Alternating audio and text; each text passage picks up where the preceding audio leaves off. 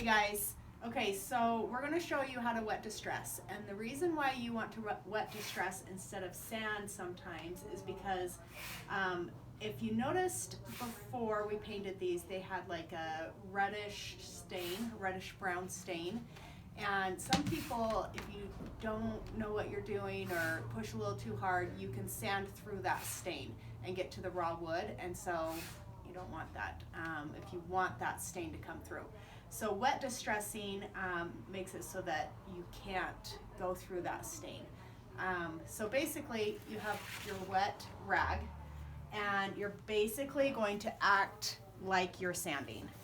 So you're just gonna push a little harder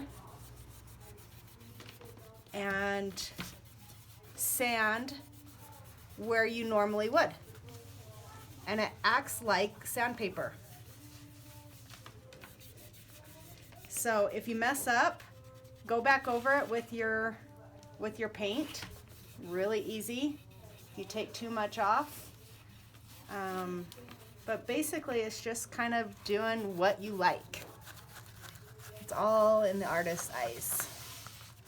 Just keep going until you like it. And see how it takes off the paint there. In some places you really have to rub. And if you don't like it, you're like, not so much. Just go right over it again. So super, super easy. But you can tell that if I did this with sandpaper, you might not like the result of it. You have to kind of get on this a little bit sooner.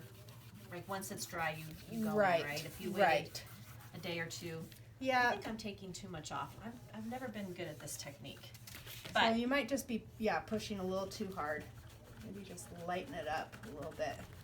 But yeah, if you, like Mina said, if you wait too long, the paint cures. So then it's really hard to get it off. So I like to do it as soon as it's dry.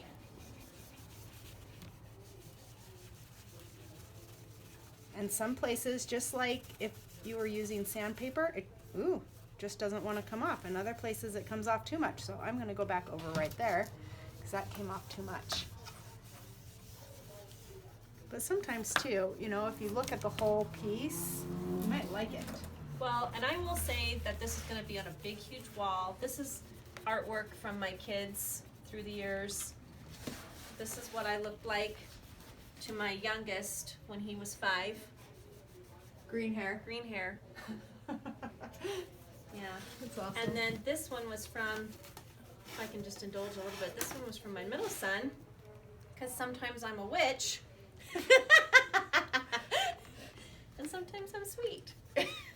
That's funny.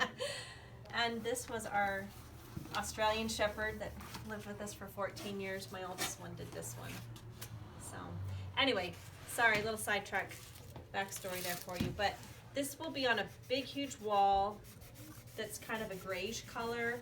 And underneath all of these frames is a big dresser that I'm painting in our cottontail. So maybe the heavy distressing Will look good. would look really good. Yeah. So I'll start with that and kind of see, and then if I want more of the blue, then I can go back in and just paint over the areas, or just apply more paint until I get the look that I'm going for. Perfect. Okay, and then if you're done and you like it, then seal it.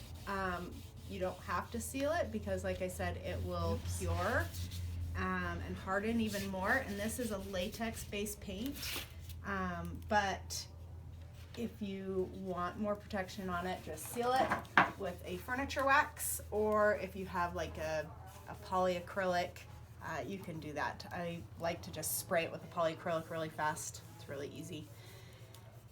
And you are good to go.